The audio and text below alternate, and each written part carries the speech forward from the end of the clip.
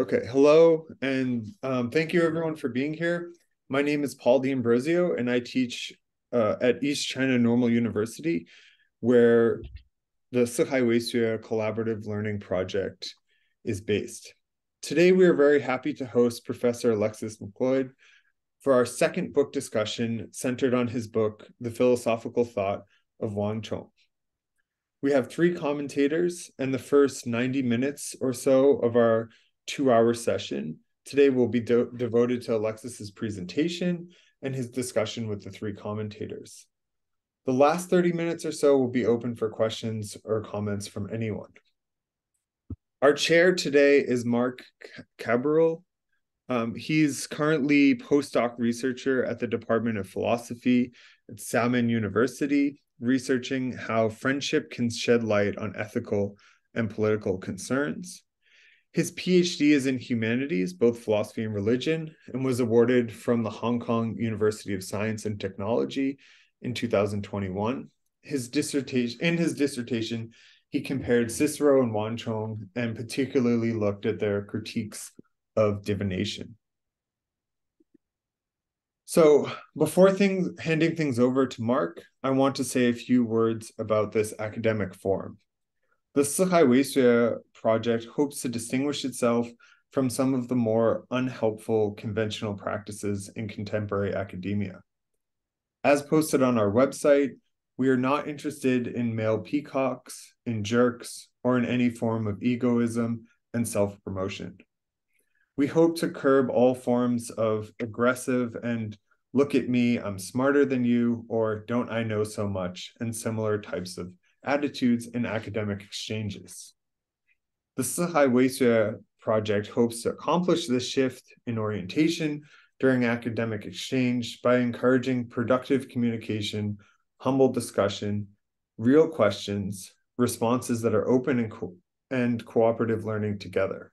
And I have to say, Alexis, I think we only met in person maybe once.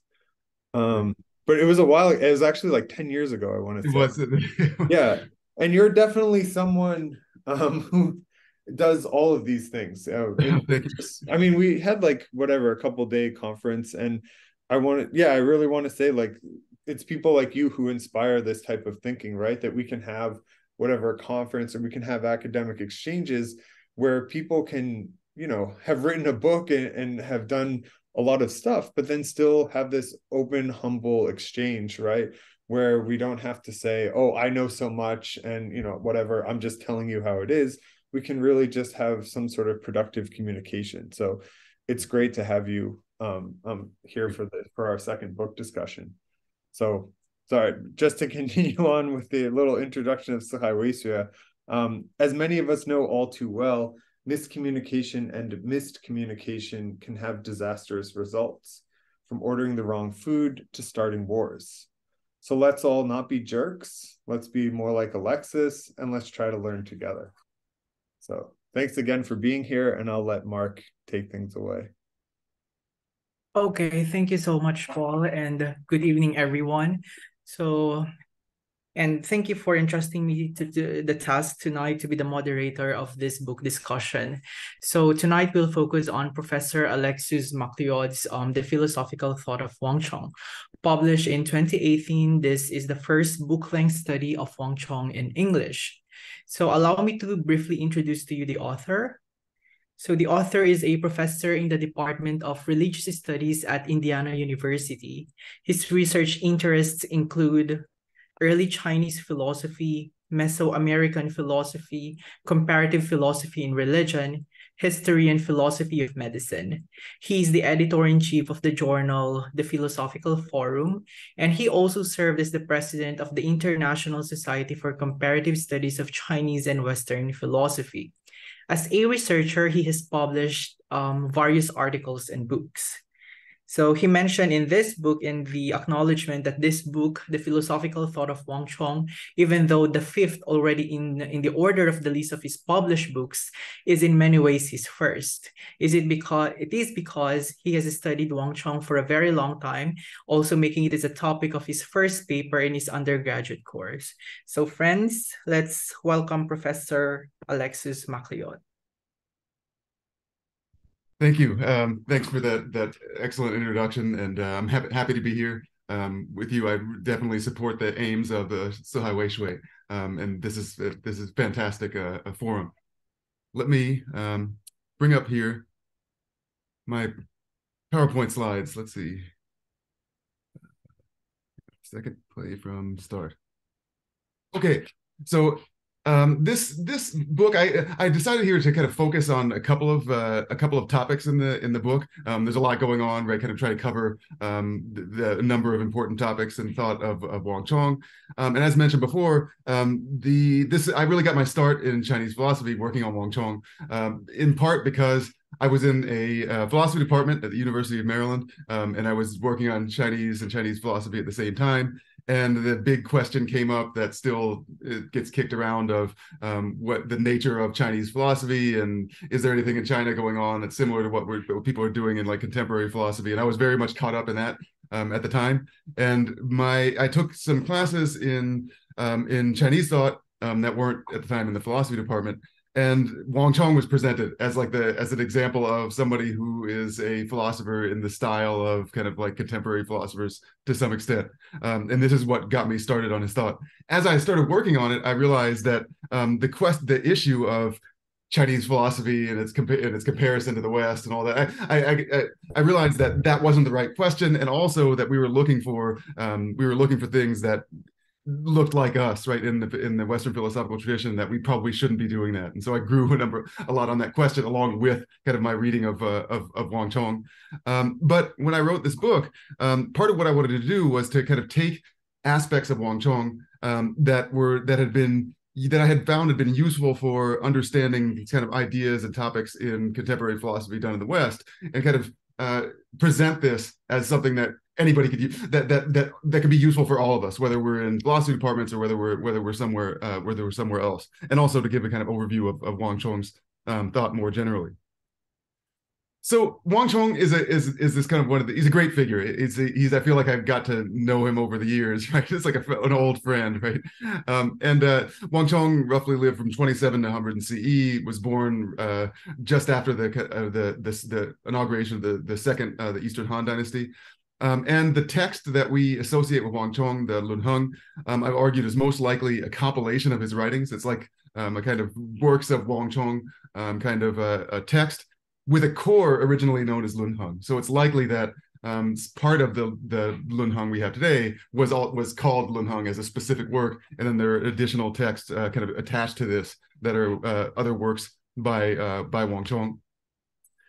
And according to his account, he was from an impoverished family of ex-landowners. In his landowning family, their fortunes declined in the revolts in his home region during the events around the end of the first Han Dynasty, and then during the Wang Mang Shen period. They basically became impoverished, lost all of their land, and became merchants. And so Wang Chong himself, he went to the Han capital Luoyang and to study. But according to his own account in the Ziji chapter, the circumstance is really unclear. So he talks about having formally studied there for some time, but then he also says that he studied on his own for much of that time. Some of this is kind of like boosting of himself. He makes this, there's this claim about how he was autodidactic and learned all these things on his own, right? And there are claims about how he sat in bookstalls and read books and learned that way because he couldn't afford to buy anything, right? So there's some kind of combination of studies, whether on his own and with others, that he engaged in during this time. And he went on to hold a number of middling positions at the county and province levels, and none of which he actually seems to have held for very long. Right? And this becomes an issue when he talks about these various positions that he had. Oops. So he talks about writing the Lunheng and why he wrote the Lunheng. And it's interesting because he says that he wrote the Lunheng as a kind of response to what he saw as kind of shoddy thinking. And the acceptance of absurd and false, or shu, which we'll get into in a minute, claims by his contemporaries. And he said, I had to do something about this, and somebody had to show like how you appraise text, right? How we determine true statements, etc. And so his work wasn't really kind of widely or well known until, according to the Hohan Shu account, until it was discovered and popularized by Caiyong and then later Wang Lang, who later in the Han Dynasty and into the Wei Jin period, who kept it because who found the text in Wang Chong's home region and kept it because they found it useful as an aid in argumentation. So one of the things that's kind of a feature of the Lunheng is that it's got this kind of like encyclopedic collection of like history and stories and the views of different schools. And so people, according to this, kept it for that reason, not because of the argumentation, but because it gives all this kind of information that you can use in argument. In fact, there's a great story in the Hohan Shu where it talks about Caiyong, and it says people noticed that he suddenly became better at argumentation, and a friend of his, right, went into his house and and found this text, right, that he had been secreting, right, and said this is the key to his argumentation skills, right, and stole the text to gain this skill for himself, and then they worked out a deal where they would kind of both use the text, right, and so it's like it took on the kind of significance of this like almost magical kind of text and argumentation. And there's part of what's going on there, right, is this a kind of nod to the sense in which Wang Chong is very concerned with argumentation, right? And to a large extent, the text is about argumentation, which is why one of the early chapters in my book is on Wang Chong's critical method.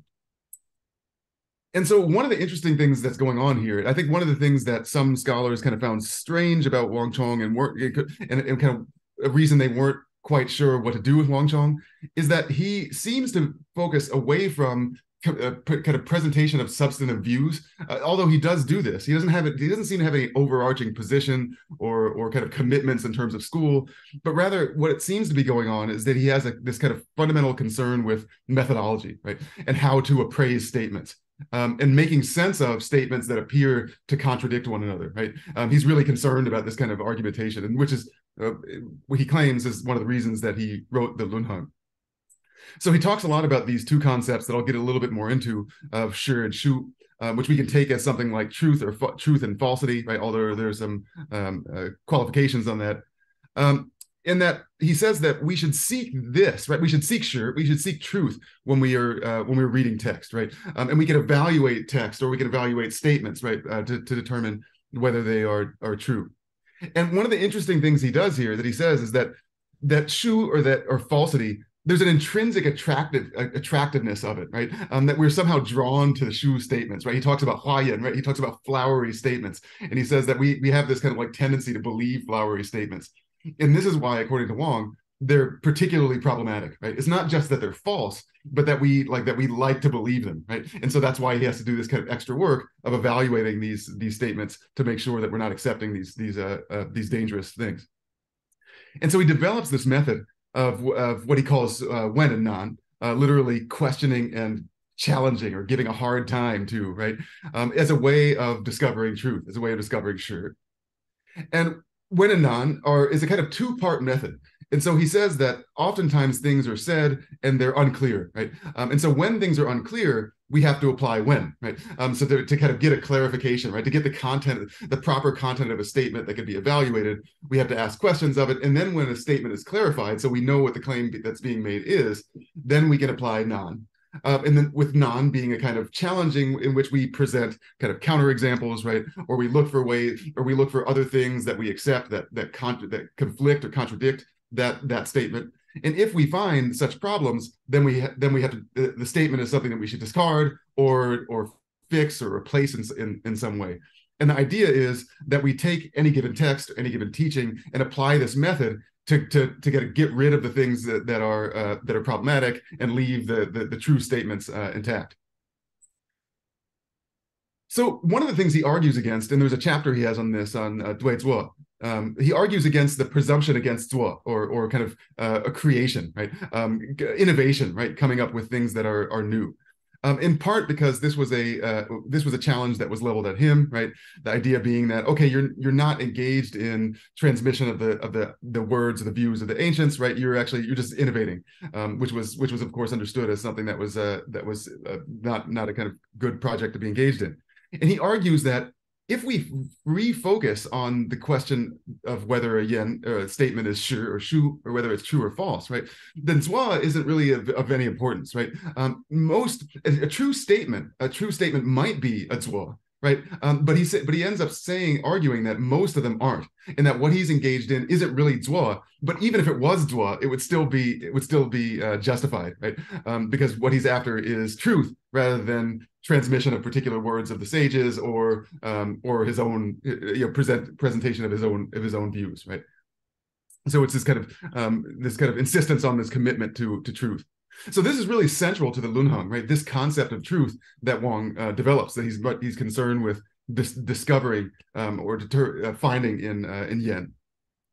And so one of the chapters, and I've done some other work on this as well, is on this concept of shi in the Lunheng, which I'm understanding here as truth. Wang seems to use it in this sense of truth, and it looks like it's something like a second order property, I've argued, of having certain properties that's based on normative and descriptive facts about human interaction with statements, right?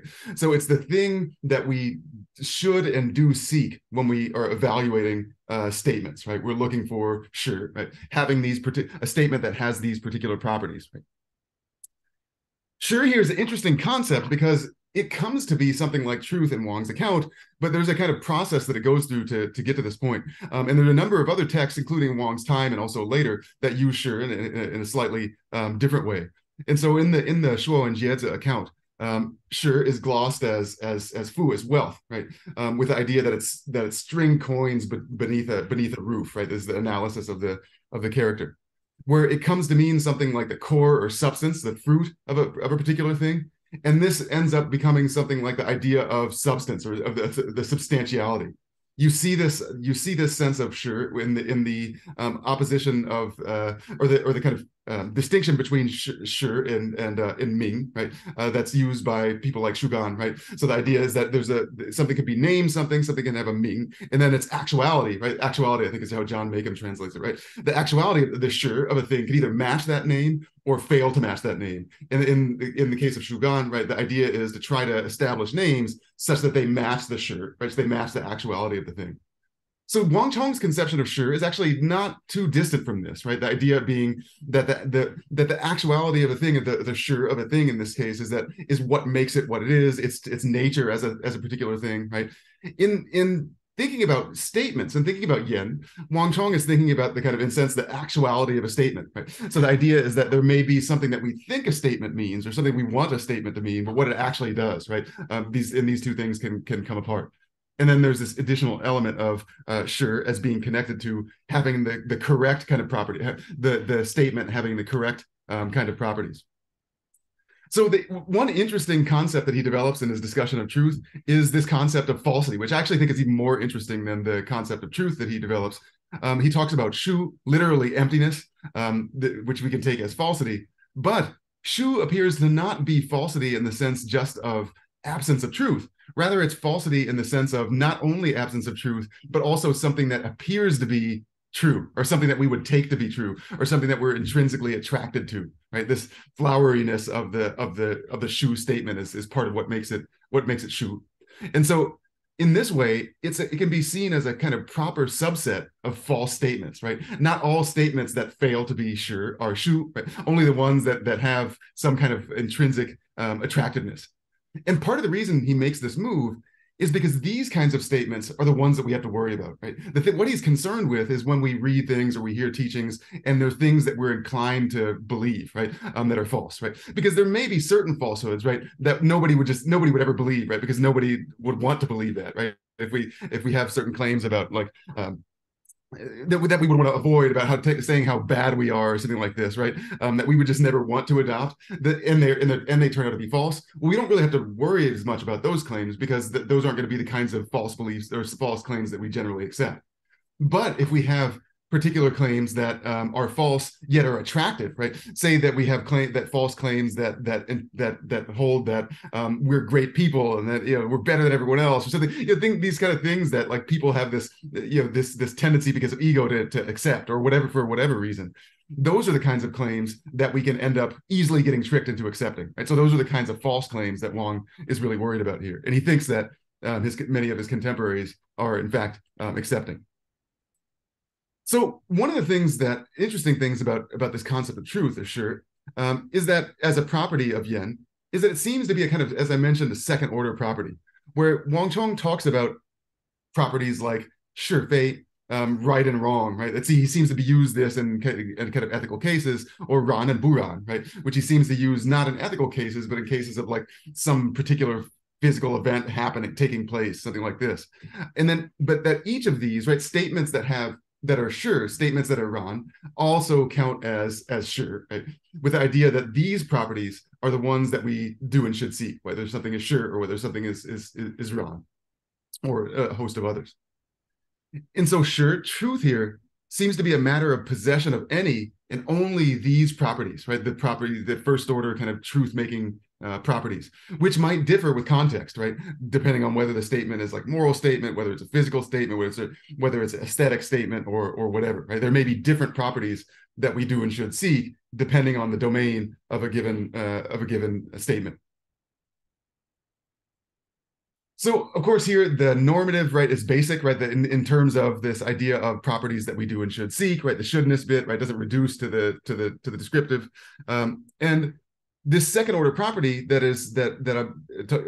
that's sure here is the having of a property that we do and should seek when appraising statements. So here, this concept of truth that rests on normativity, and what we should do, what we should seek in statements in this case, is linked with what we in fact do, right? But is not explained by it, right? So the other kind of major section of the book that I wanted to touch on is this, the section where I talk about Wang Chong's view of tian and agentive activity, ziran in particular, in his notion of agency. And so when he talks about tian, he does something interesting. He seems to develop an almost deterministic theory of action. And he uses tian as the kind of exemplary kind of example, the key example of something that acts in a ziran manner. And according to Wang, acting in a ziran manner is primarily understood as acting in a non-agentive manner. So to be ziran is to not have agency behind it, right? It happens of itself, right?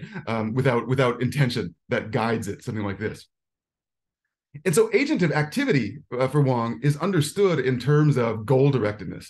Such in an interesting way, goal-directedness such that being caused to act doesn't necessarily undermine agency, right? There can be agency even in the case of causation by something else to act, as long as there's that kind of goal-directedness involved.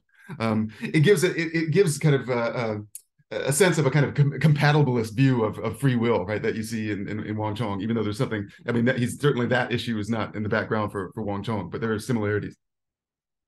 So Wang Chong understands zhi as the active, as both active and directed, containing the senses of what we might call will or intention, but also goal and goal-directed activity, including that of a person's own natural characteristics, right? What a person's natural characteristics, a person's xing, can be directed in this particular way as well. Interestingly, he starts to draw this kind of characterization of goal-directed activity, of will and intention, in a way that makes it seem completely determined, and doesn't seem to give kind of much room for anything like free will. Although he tries to rectify this with this idea of Ming and human activity. So outcomes in human life, according to Wang, are determined by our xing, our inborn characteristics, and our Ming, or allotment. And Wang Chong has an interesting theory of different kinds of allotment that he uses to explain this. So he says that our nature is determined by tian, right? Our xing is given and determined by tian, and we can only develop ourselves given what we've been supplied, right? So this is what explains like different results given the same effort, right? So that you can have two different people, and they both want to become basketball players, and they both train in the exact same way, and one becomes a star NBA player, and the other doesn't. Is still terrible, right? The idea is that it's a difference in what we've been supplied by tian. It's a difference in our xing. It's a difference in our quantity and quality of qi. Right? And this is the case both in moral cases and otherwise. So it's the case for the basketball player, and it's the case for like the moral sage, right? Some people are going to train and cultivate themselves, and they're going to get to that level of the moral sage, and others are not going to get there because of what they've been provided by tian. And so Wang, interestingly, in a number of chapters, seems to provide an almost deterministic theory of action.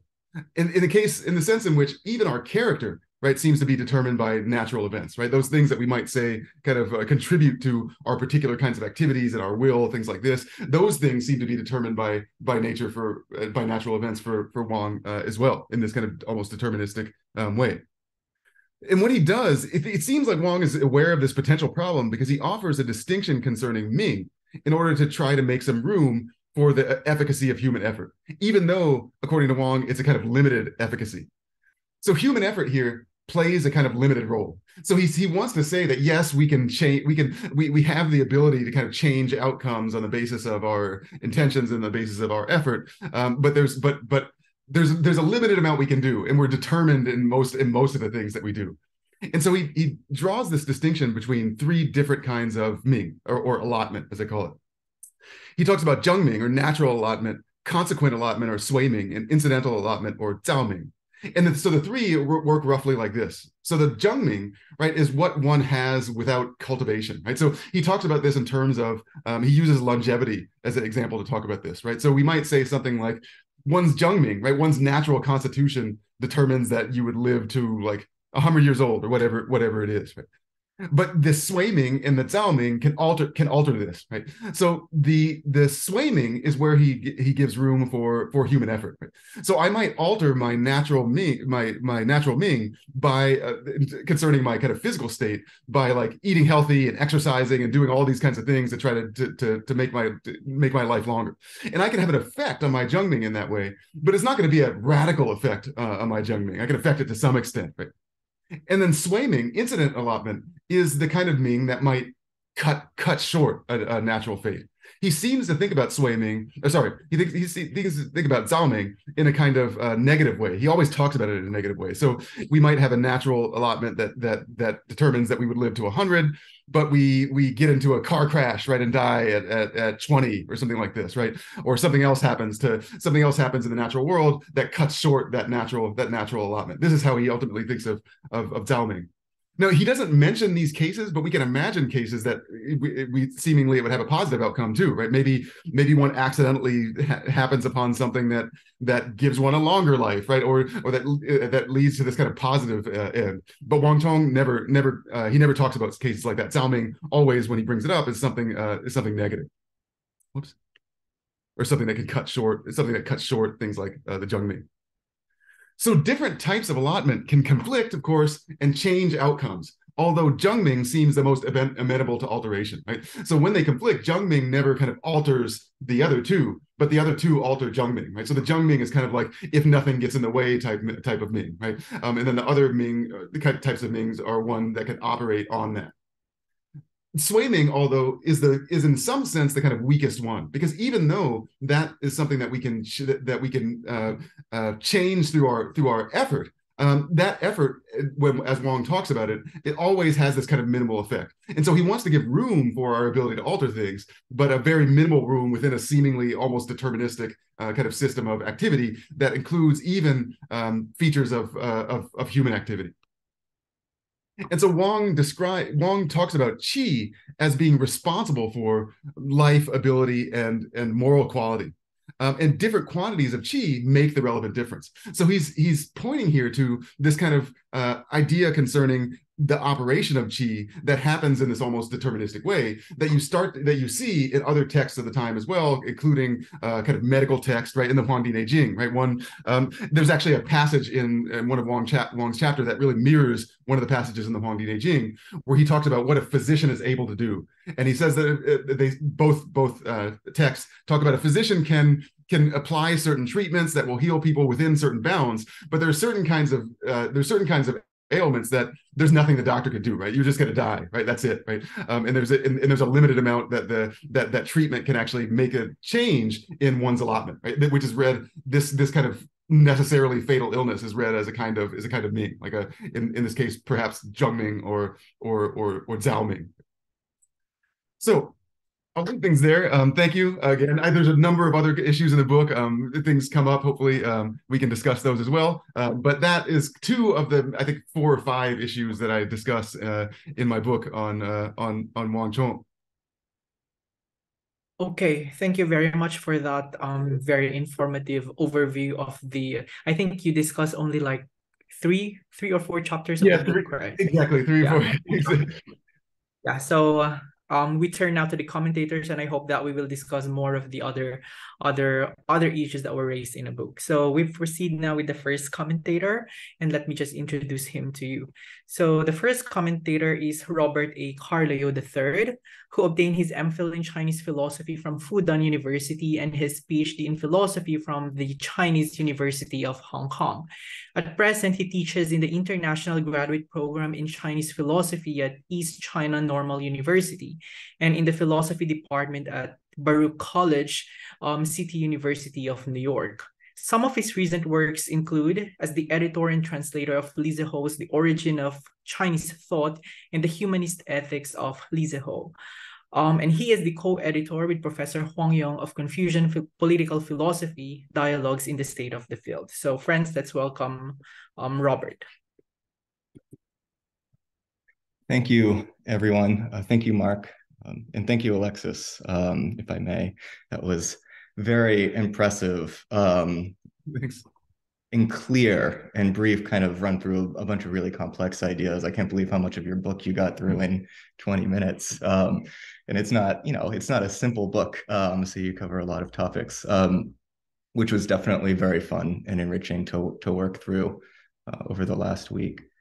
So I think actually your presentation clarified a few points that I had also been curious about, but in clarifying them kind of enriched like the possibilities for thinking about them. I thought I'd kind of maybe just ramble a little bit about my own thoughts, contextualizing Wang Chong, who's clearly a very interesting figure who I'm not very familiar with. So the kind of connections that I'm making in my own head. And then kind of ask you to see what you think if you have thoughts. I think some of them are philosophically contextualizing and some are maybe more about his place in Chinese intellectual history, so to speak. So either of these would be good. And really, I think what I had missed reading through your book was how interesting of a framework this kind of Shirsu, which was clearly central, but as you presented it today, I found it to be a really interesting ethical framework, kind of beyond what I had recognized earlier. So maybe the way that I want to approach it is centering on the kind of normativity of truth.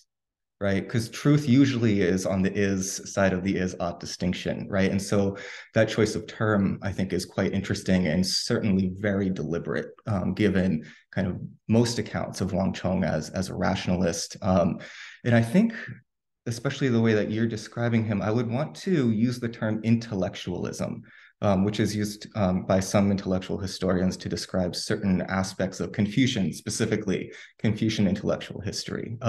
So intellectualism being part of Confucianism, early classical Confucianism, but kind of lost if it's carried forward maybe by Xunzi, but maybe not. And then, centering in Jusi, but he's not purely intellectualist at all. And then some later thinkers like Dai Zhen, I think inappropriately being interpreted as intellectualist, right? So this is an alternative term to rationalism that I think is intended to describe some of these dimensions of Wang Chong that you're pointing out.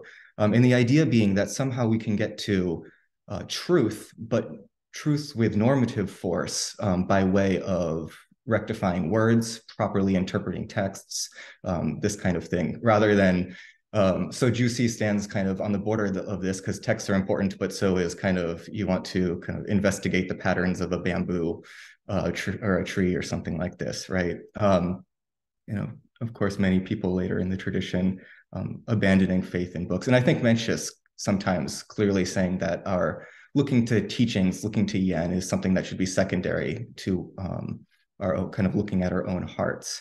Now, even in that framework, there's an interesting kind of wrinkle in the fold, right? Because you emphasize the importance of discerning judgment for Wang Chong.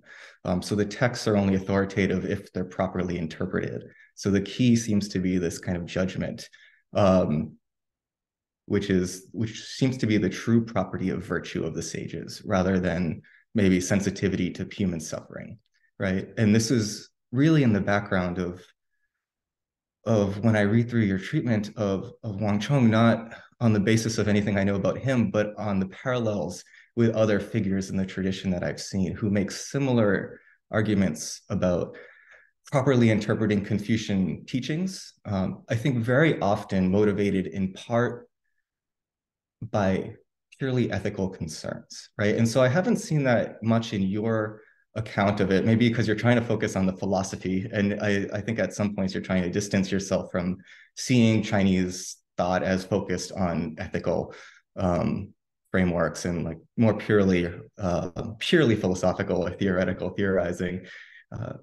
But I wonder if it's in the background there for Wang Chong, or if you see it, considering you seem to have a very solid grasp of what we can determine of his kind of personal life history.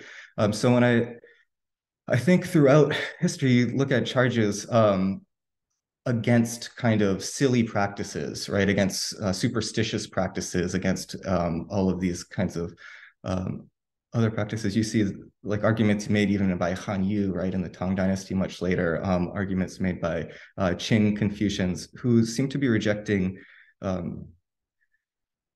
superstitious practices as un-Confucian, as improper understandings of the texts of the classics and misapplications of them for whatever reasons, and also as irrational, as silly, right? But most importantly, as harmful, as detrimental to society in some really important ways.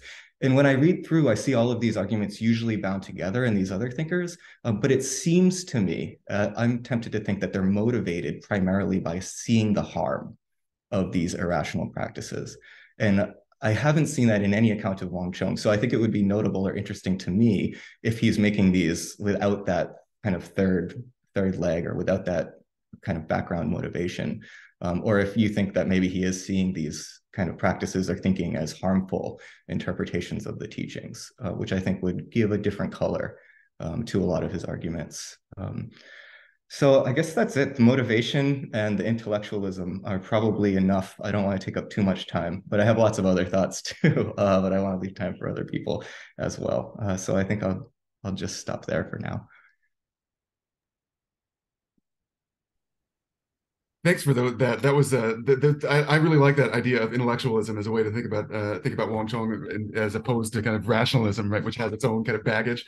I think that's right, as a way of kind of his thinking about his general approach. And rationalism gets us into some problems in terms of like things that Wang Chong is doing that seem inconsistent with it, right, but not necessarily with something like intellectualism. I thought your question was really interesting about the ethical focus, because I think that it may be there, but Wang Chong doesn't really focus on it. So there are certain parts of the Lunhong where he does seem to say things like holding X will lead to disaster, or holding X will lead to the undermining of the state, or something like this. But oftentimes he talks about things in terms of there just being like, this is a contradictory view, or this can't be true, etc.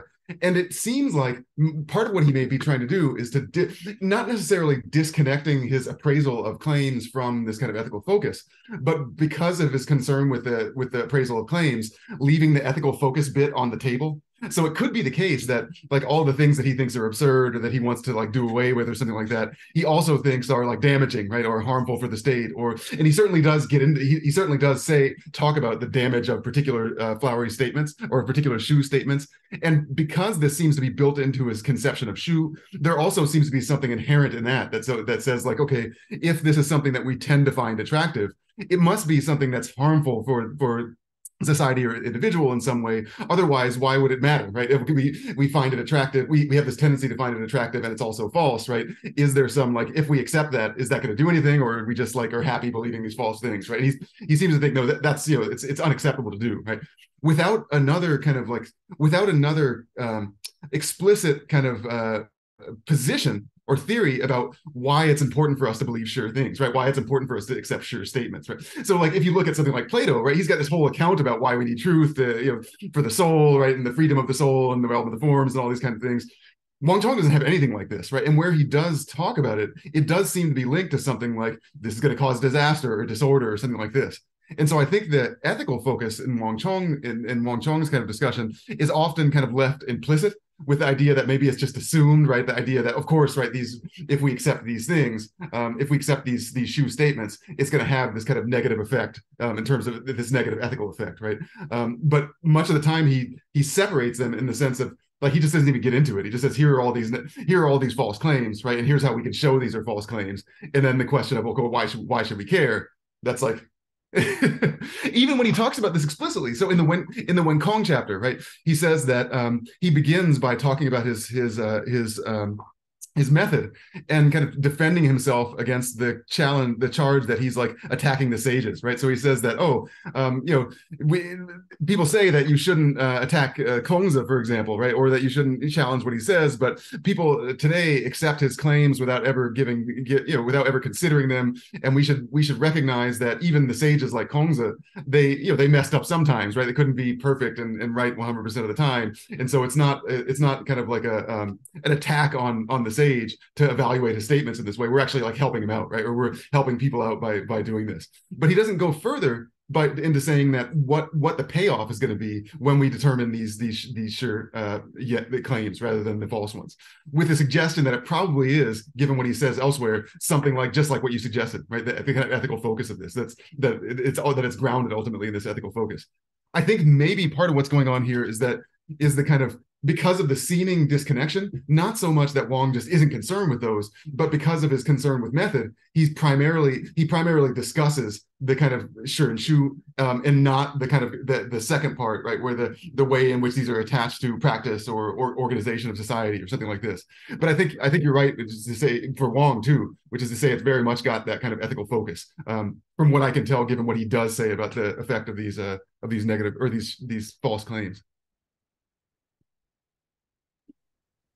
Great. Yeah, that's really interesting. I think it's like almost as though there's at least a built-in dimension to this conception of truth that links kind of right and wrong, or at least wrong or falsity even with harm, there's a dimension there that's kind of inbuilt to the framework. So that's very, very interesting. Thank you. Of course. Thanks for your questions. Okay. Yeah, thank you so much. And I think we're ready to move to the second commentator. So let me just introduce to you a bit our second commentator. So Shen Jingyu obtained his master's degree in Chinese philosophy in the Department of Philosophy at East China Normal University under the supervision of Professor Liu Liangjin. In his master's thesis, he explored the notion of Sheng and Ming in Wang Chong's text. Currently, he is pursuing doctoral studies at the School of Advanced Studies in Social Sciences, or EHESS in France. His doctoral thesis also deals with Wang Chong, but through a more politico-historical perspective, which is under the supervision of Professor An Cheng and Professor Beatrice Laridon. So let me now turn over the mic to Jingyu. Yeah. Okay, thank you.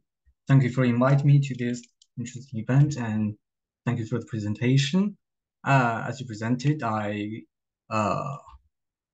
devoted my master thesis to the notion of inborn characteristics and destinations in Wang Chong's Lunheng, which is largely inspired by Professor McLeod's book. So it's my honor to be here. And for my PhD researches, I'm focusing still on Wang Chong, but through more political historical perspectives. What are his links to the local intellectuals and other intellectuals like Ban Gu, etc.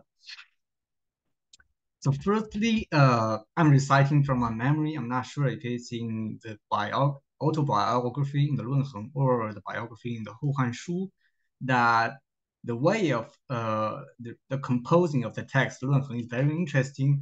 There's detail that Wang Chong put pen and paper everywhere in his house, and whenever he comes up with a thing, he just take the pen and paper. So the text Lunheng is more like a compilation of treatises. So that is why some scholars insist that Wang Chong is doing nothing but show off his intelligence. So thank you for taking Wang Chong's philosophy serious. The first comment is about the notion of 天然自然. in your chapter on these two notions, you explained how Wang Chong can be said a naturalist without being a materialist.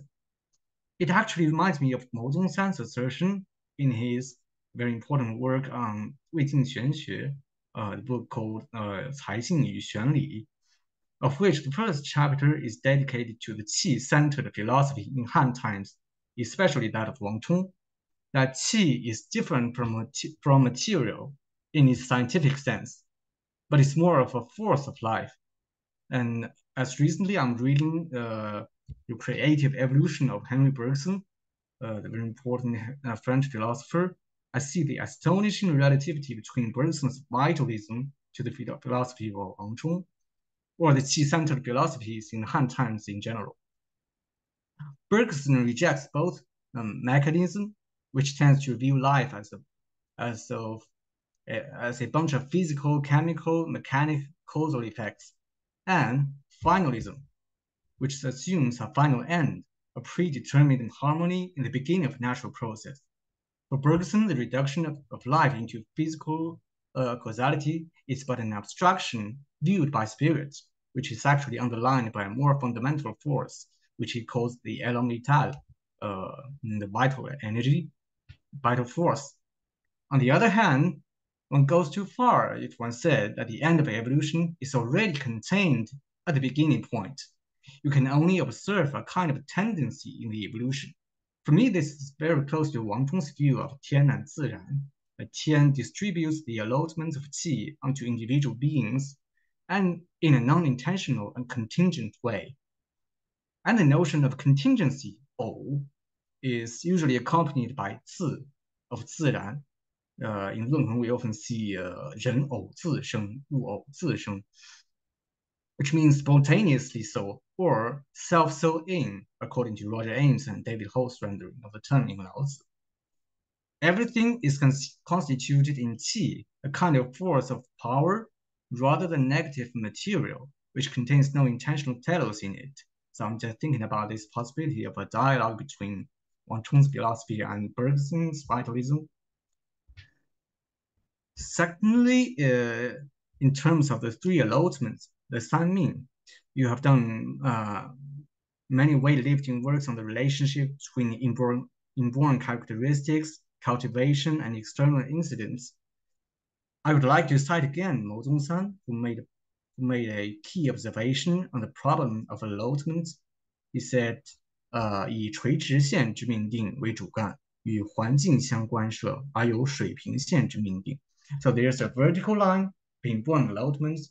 The individual beings obtain their allotment from the Tian, from heaven. And there's a horizontal line in which constitutes of encounters in the environment.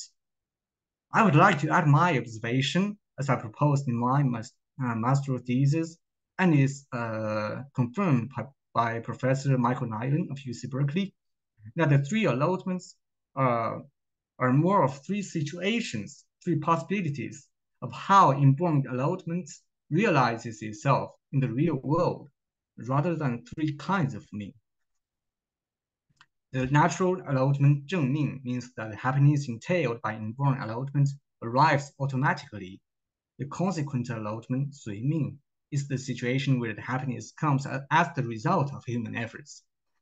The incidental allotment indicates the external incidents which come despite of an individual's efforts toward goodness. My last comment is on the petite question of translation. One expression very frequently seen in the 论衡 is 传约 or 传约, of which I'm still not very sure.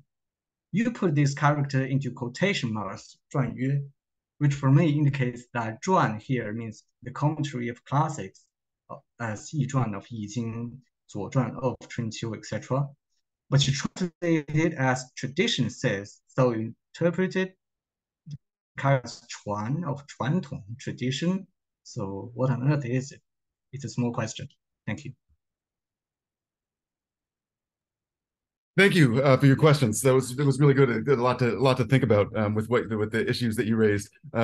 First, with the issue of qi, I think that this is a really big one and a good one. And I think part of the reason that oftentimes the certain aspects of the Chinese tradition are not understood or read as naturalist is because of the failure to be able to reduce everything to the physical. So the idea being that since qi is the kind of one translation that you sometimes see as psychophysical stuff, right, is clearly not just like material, right? On certain kinds of Western naturalist kind of frameworks, the idea is that if something is naturalist, then it's also physical, it's also materialist, right? And so because you got this kind of psychophysical element, right, because you've got this non-physical element, the idea is that, oh, it's opening up some kind of non-naturalism. And if we think about how qi operates, right, it operates very much in a kind of naturalistic way, similar to the kind of deterministic system that you would see in kind of these physicalist systems. It's just that you've got this other element that's allowed in that's not reduced to the physical. Interestingly, one of the things I always point out is that, notoriously in Western thought and philosophy of mind, we've not found a way to reduce the mental, right, to physical material, right? And so maybe that's some evidence, right, that it's just not reducible, right? And we have we have these mental elements as a kind of fundamental aspect of the world. And if that's the case, it doesn't mean that we have to now give up on kind of scientific method and thinking about things in a naturalistic way, but that we have this other element in there that's basic, right? And some just make that move, right? That about consciousness or mind, that there's some kind of basic element there, right? And try to build that into a naturalistic theory.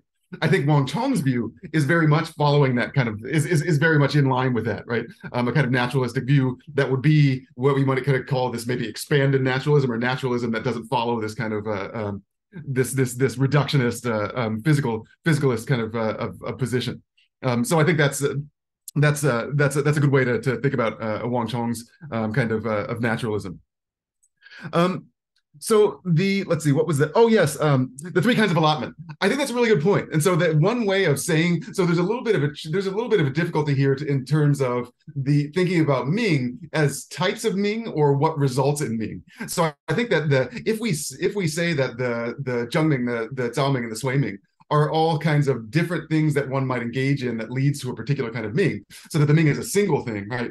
Then the three different categories, or the three different things that Wang Chong is referring to, end up becoming just the Zheng, without the Ming, right? The naturalness, consequence of human activity and incident, right? That all end in one specific Ming, right?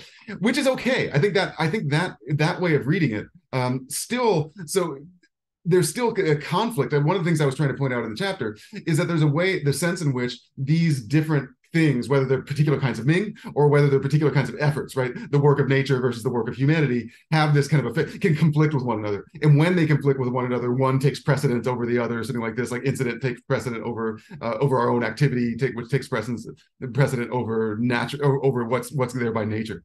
And so I think what he's doing in drawing this distinction is trying to work out a way to make sense of the effects of things like incident and human activity and nature separately from this.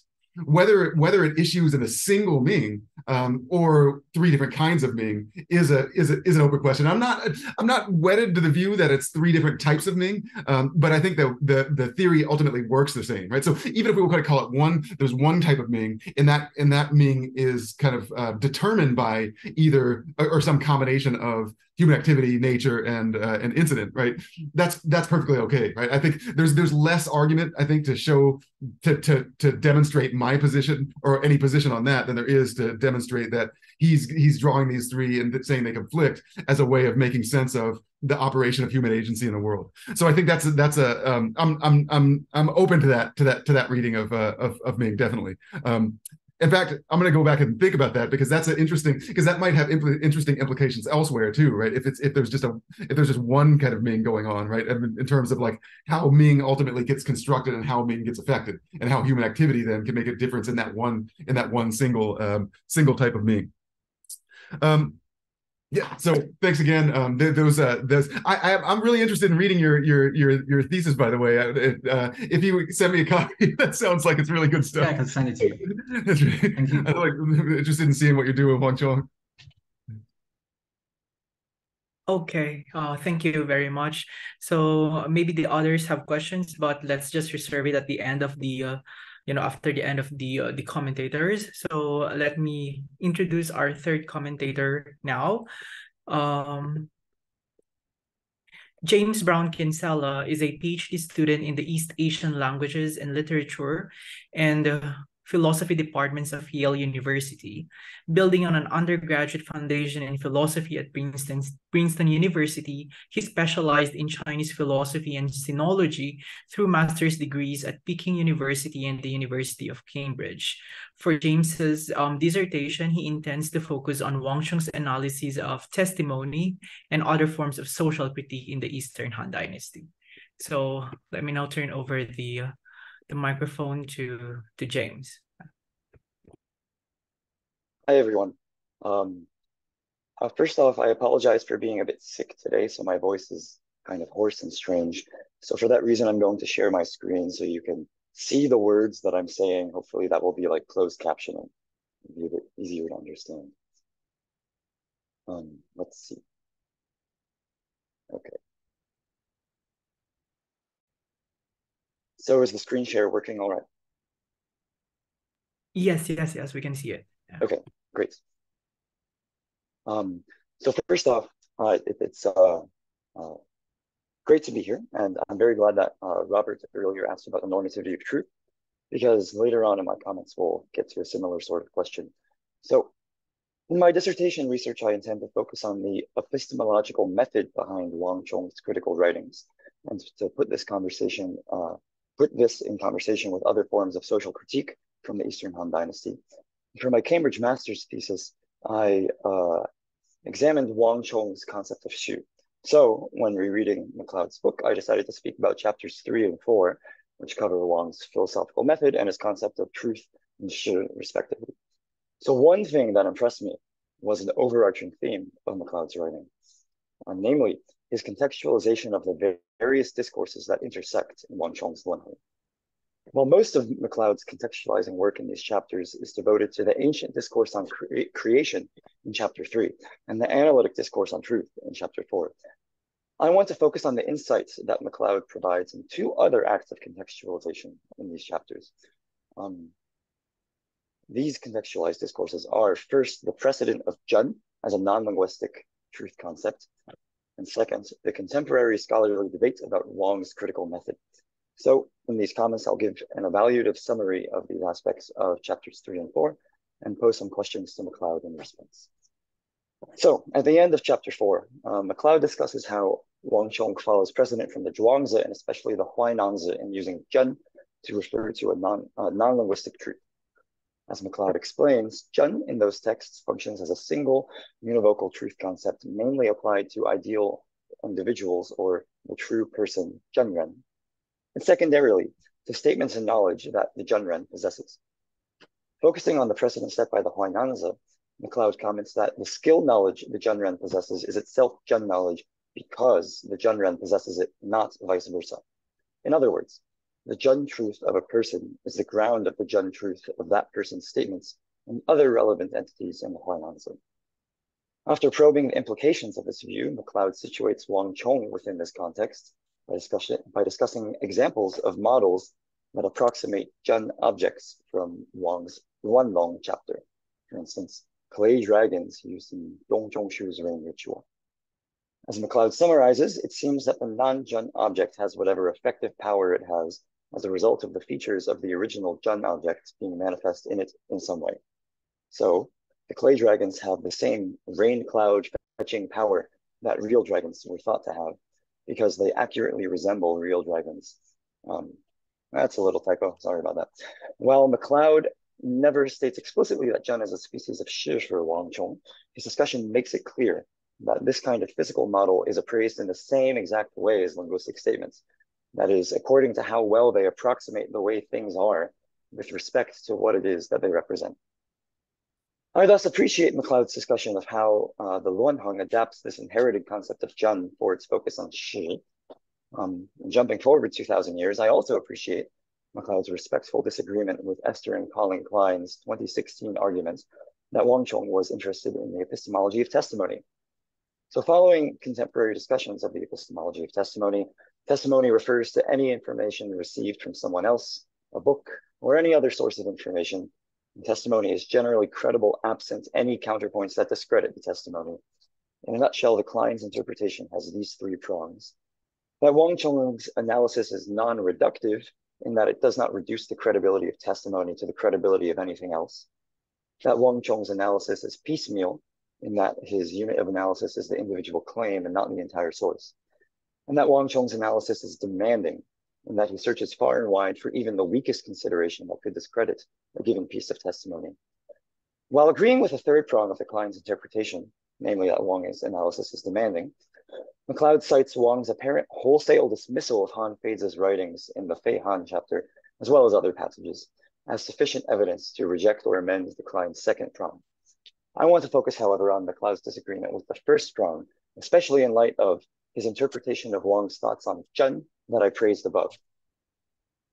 McLeod challenges the Klein's claim that Wang Chong's analysis of testimony was non-reductive by citing a passage from the Mingyu chapter in which Wang defends a rain sacrifice by pointing to the facts that it is recorded in the Book of Rites, not rejected by Confucius, and positively endorsed by Dong Zhongshu. In unpacking this quotation, McLeod argues that Wang thought sages and other people recognized as ideal knowers produce credible testimony by virtue of their trustworthy faculty to discriminate shi from xu. McLeod writes, these discriminative abilities seem to be the fundamental ground of knowledge for Wang, and insofar as testimony is acceptable, it is in that it reflects, aligns with, or creates this discriminative ability.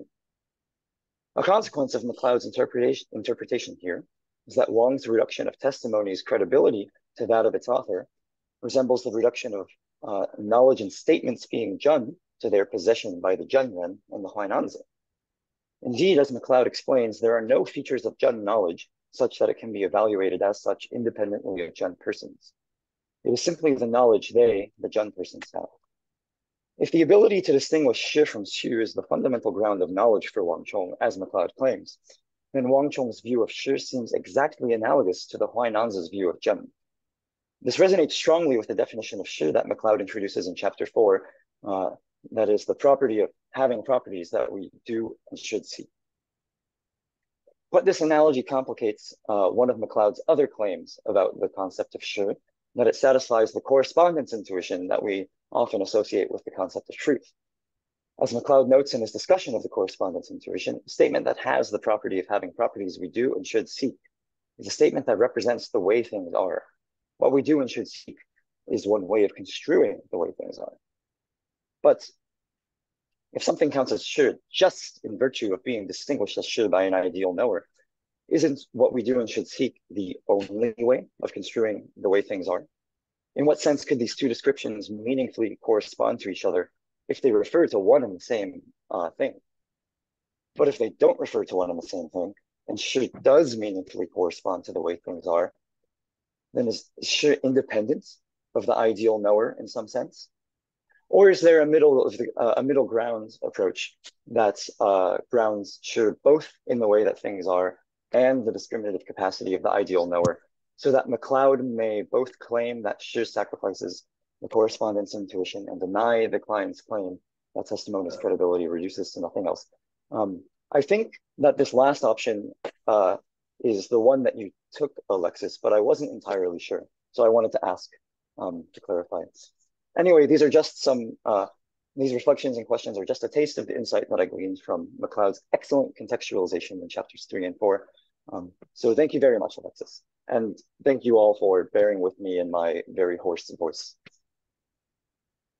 Thank you for this very helpful comments. This is great. I really like this your reading of what's going on here in terms of in the chapter on methodology and epistemology. And I think one of the interesting things that is going on here, I think that the ideal knower, right, and what's happening with the ideal knower and the way things are, maybe in certain sense kind of collapsed in one another in the way that you think about in the Huainanzi kind of case, right, where the Zhenren is the kind of measure. And I think in the Huainanzi, now this is not explicit in the Lunhan, right, but in the Huainanzi and a number of other texts, right, the idea is that what the Zhenren accesses or what the Zhenren knows in terms of the way things are is something that's initially kind of non-conceptual, right? So you've got this, if you've got this kind of transcendent Dao kind of position that grounds things. And so the idea is that the ideal knower makes things as they are in some sense, right? Because the conceptualized things that are conceptualized through the activity of the Zhenren, through the activity of the ideal knower. But what they're conceptualizing, that is this transcendent Dao, is something that's there, but it's not kind of patterned in the same way. It doesn't have names, right? It's not patterned in the same way that the ideal knower patterns it. And so I think part of the difficulty is understanding the way things are independently of the ideal knower, in the sense of having conceptual access to the way things are independently of the ideal knower, something like this, right? And so we can collapse them in the sense that they are the same. I don't want to say so. They are the same thing in terms of the only way that we can access the way things are is through the kind of activity of the ideal knower, right? But at the same time, they're conceptually distinct, I think, right? That we just can't access one independently of the other, right? We can never access Dao, for example, without this kind of conceptualization that the sage or that the Zhenren engages in to construct it, right?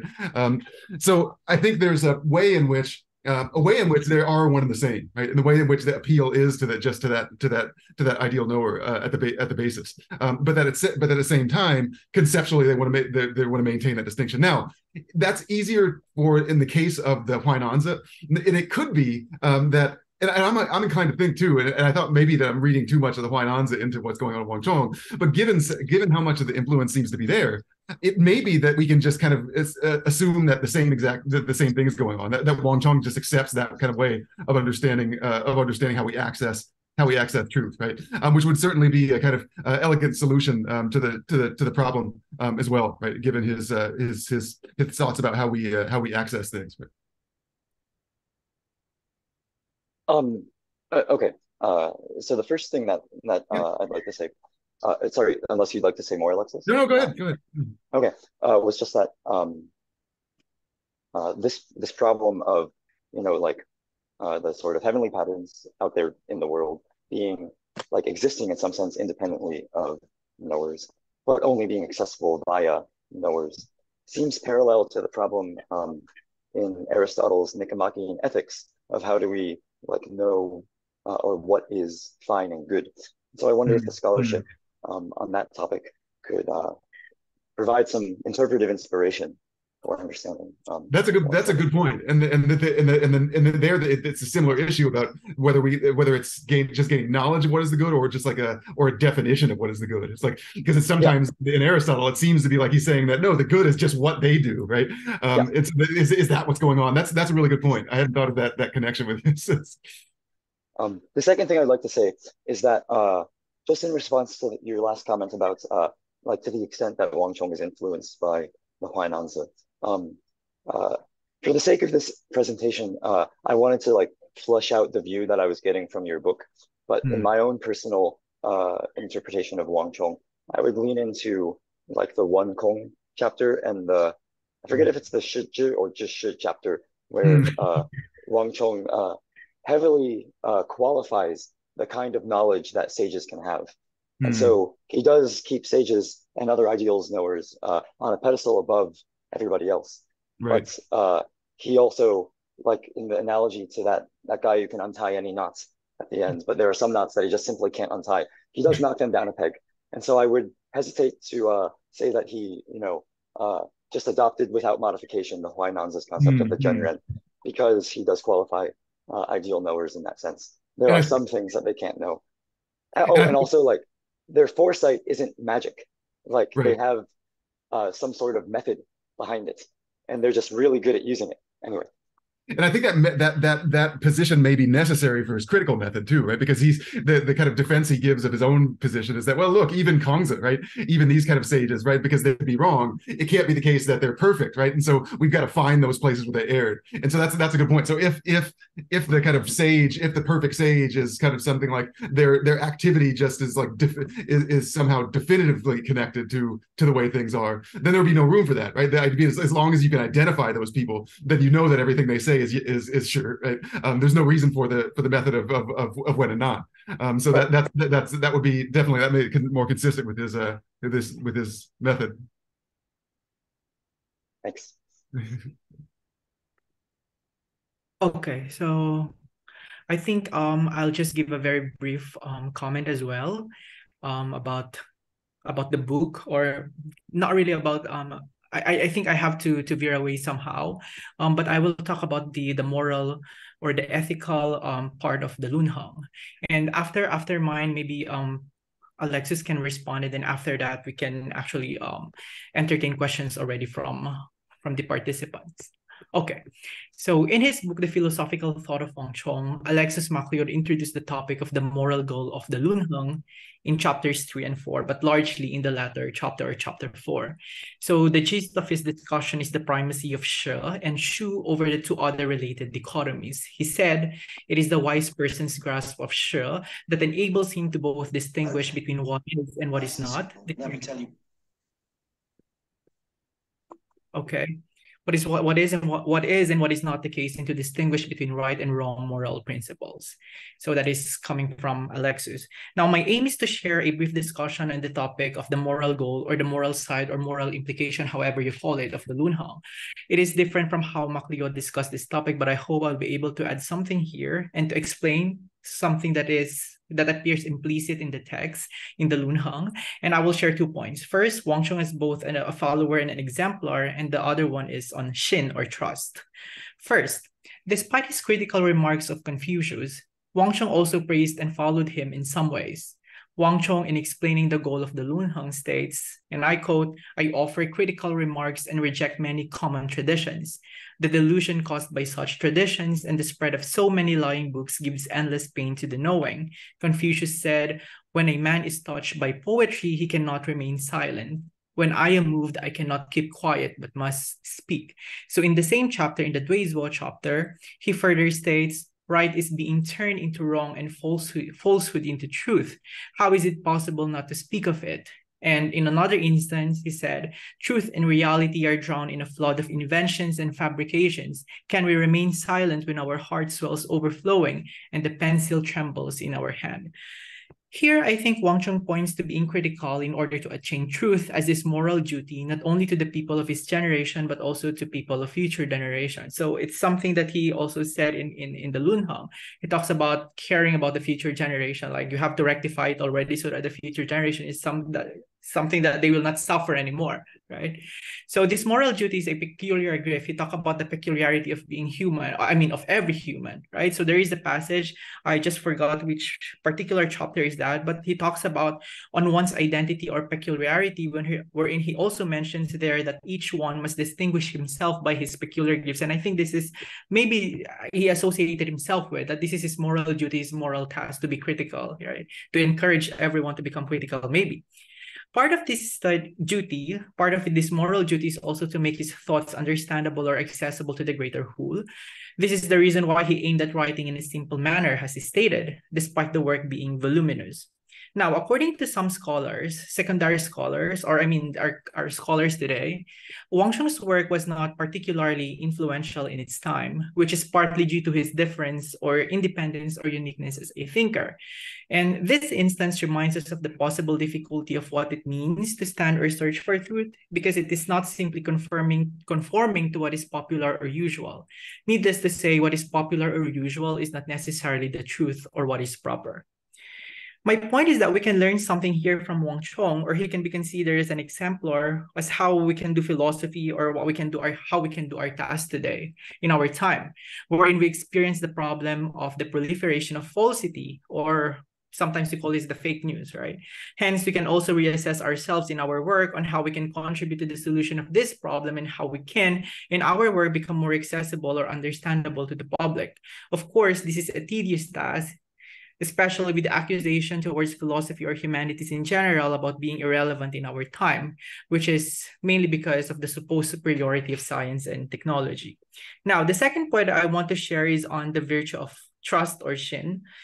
It is one of the Confucian virtues, which according to Liu Shufan, it has two sides. So it involves the effort of making oneself trustworthy to others, and second, it involves trusting the right people. While these two sides are interrelated, the main problem in Wang Chong's time pertains to the second side, because people simply trusted, or in other words, obeyed blindly, right? So this is evident in Wang Chong's criticism that people simply disregard their own time and the sages of their time, and they simply trusted the sages of old as well as their teaching. So here are some of the passages from the Lunheng. In the Changao chapter, he said, the mind of high heaven resides in the chest of the sage, and its reprimands reside in the mouth of the sages. But they do not trust the words of the sages and turn instead to the energies of disasters and abnormalities to seek the intentions of the high heaven. Another one in the Wenkong chapter, he states, the scholars of today love to trust their teachers and affirm antiquity, taking what the sages and worthies spoke as without error.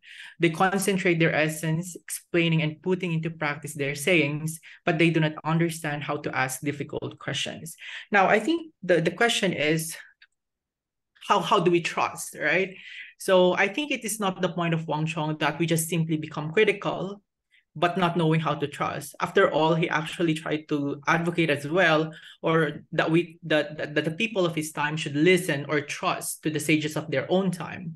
So I think we have to understand as well that in trusting, there is some critical aspect to it. And my explanation here comes from, for instance, in our discussion of friendship, in the Confucian understanding of friendship, right?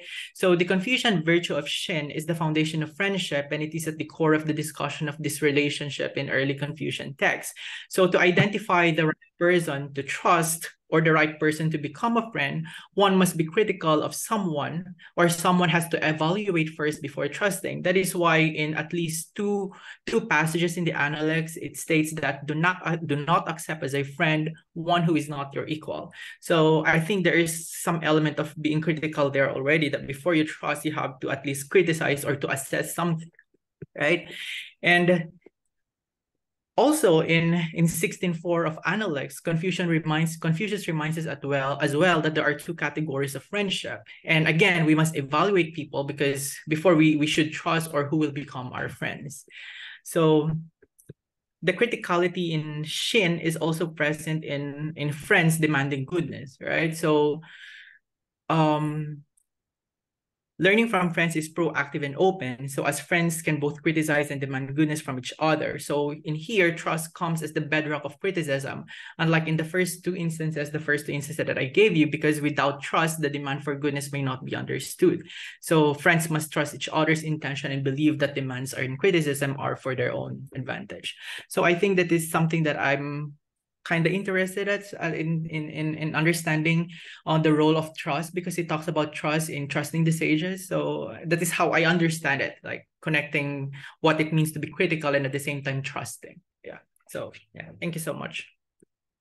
Thank you for these comments, and that's I love this direction of thinking about ethics and the thought of Wang Chong. And I hadn't thought about some of these things in terms of like the ethical import of Wang Chong's critical method, for example. I think you're exactly right to say that he thinks of there being a kind of moral duty behind this critical method in the bits that you brought up, right, about making sure that the same lies or untruths don't get passed down generation to generation.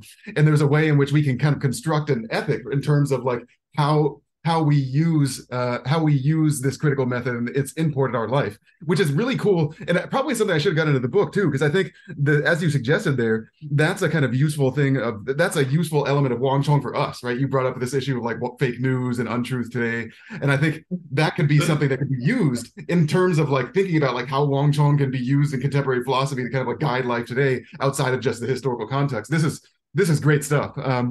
I think that this idea of criticism, and so like you talked about his criticism of Confucius, there's a good point here, because one of the things that Wang Chong does, and I don't remember if I noted this in the book, I think he has more praise for Kongzi than like anybody else throughout through Lunheng. He's continually talking about how great Kongzi is, and I think part of the reason that he actually presents his method in the Wenkong chapter is because of this, right? This idea that even though Kongzi is such a great sage and he trusts him and he has this great kind of like appreciation for Kongzi, that we still need to apply this, right? And it's almost like it's a burden, right? The idea being like, I don't really want to go against Kongzi, right? But but it's like I have to apply this method to ensure that the claims, and this is why he kind of qualifies this to say something like, it's not that Kongzi was just like, he didn't know what he was doing, but that they're like, any of us are going to have bad days, or we're sick sometimes, or whatever, right? And so we have to find those things and make sure that his teachings are perfect for the next generation, something like this. And so I think that's part of the reason that he kind of focuses on that. And it's really good. I mean, I really like the point you made about trust, right? Because I think that that definitely is one thing that's going on, and that might make sense of, I think, some of the ways in which he treats different kind of figures. So how he treats, for example, Kongzi, much different than the way he treats Hanfeizi, right? And I think part of what may be going on there is this idea of, when we kind of like come to a text or come to teachings and we apply this critical method, there are certain people that we find like they're just generating lots of Shu statements, and maybe we find something like maybe uncover something about their motivations for doing this, right? They're just trying to kind of like gain their own power or something like this. And then when we discover that, then we can recognize this as like an untrustworthy person, right? So Hanfeizi can be dismissed because his words are untrustworthy. So even when it seems like maybe he's saying something true, we should put it aside because it's likely to be Shu. Whereas someone like Kongzi, for example, when we've engaged in this critical method that Kongzi describes in the Wen Kong chapter, we still find that Kongzi is giving us lots of Shu, right, statements, right? And this leads to, as you point out, a kind of implicit this ability to trust Kongzi in a certain way, such that when we approach his statements, right, we can take them as being reliable in a way that we don't take Hanfeizi's statements as being reliable. And so there's this kind of method, there's a stages approach, like the stage of Nan and Wen, and then the stage of trust. It's the interesting thing here is that it's unclear for Wang, and I wonder to what extent he would kind of like, if he explicitly talked about it, because I can't think of a place where he explicitly talks about this, but the sense in which if there's a point at which, and maybe there's not, because Kongzi would be like the ultimate example. If there's a point at which trust could be something that would enable one to simply to take what one says on the basis of one saying it as kind of truth, right? Like a complete appeal to authority, right? To say something like, we can just trust this person's statement, and so I don't have to apply Wen Kong to it, right? Or sorry, not Wen Kong. I don't have to apply Wen Nan to it, right? He seems to suggest that you always have to apply Wen Nan, even if the person is like, you've determined them as a sage, which is weird, actually, because the idea is that if we've applied this, right, in the case of Kongzi, right, or the case of these other great sages, then it seems like you should be able to come to a point, at some point, at which you say, okay, we no longer need to do this. Although, actually, that's only if we assume this kind of Huainanzi view, right? The idea that it's possible for somebody to be a perfect sage, to completely manifest the transcendent Tao, or something like this. If we don't think that's possible, then even the greatest sage, right, it's possible for them to err. And so we need to do it not as a failure to trust, but just to ensure that they're hitting on things. Of course, one issue that comes up here with the issue of trust and critical method is why. So if we have critical method, one might ask the question like, okay, we've got Wen and Nan. Even if we just discern somebody's a sage, why rely on trust rather than just continually using this, right, to evaluate statements, right, and just putting that aside, right? And maybe there's something we can say something like it's a shorthand, or it has something to do with relationships, or it has something to do with with commitment to a certain cause. And it has this kind of ethical component. And I think that one of the things that you mentioned that's really good here, too, connected to this, is friendship, right? So one of the reasons that we may trust instead of continually applying Wen and Nan. So I imagine like having conversations with a friend where we're talking about philosophy, things like this, right? That trust in their statements is not just a matter of kind of like gaining true and false statements, but also constructing a kind of relationship, right? So that the idea is that part of the reason trust is necessary here is not just the kind of evaluative bit, but also in constructing certain relationships of friendship, or constructing certain relationships of kind of like dependence or kind of a deference in the case of somebody like Kongzi. So that may be a way, I think, a way in the kind of ethical point, maybe a way to make sense of why Wang wouldn't do something like just say we should move it, we should just never kind of rely on trust and always just rely on the critical method. This is really good. This is a really good line of thinking. So thank you. Yeah. Thank you so much for. But actually, I have some more things to say about Of course. about the thing that you talk about, trust and relationship, because I think this is something that is missing during his time as well. Like they don't have relationship, like they don't have relationship with their sages, supposed to be sages, or their leaders, so to speak, right? Relationship to their own time. It's because they fail to establish some kind of trust, and they don't even challenge or question their sages during their time. They just simply trust overly trust the sages of the old time, or something like the old text, without being critical as well. So yeah, I agree with your point about this, by opening up this idea about trust and relationship as well, which can be present in the text of Wang Chong. Yeah. Anyway, so yeah, thank you so much for the comments, and thank you so much for the commentators. I think we're ready to accept entertain questions from the audience, or from the participants. So if ever you have questions, just feel free to open your camera and yeah, maybe speak. Okay.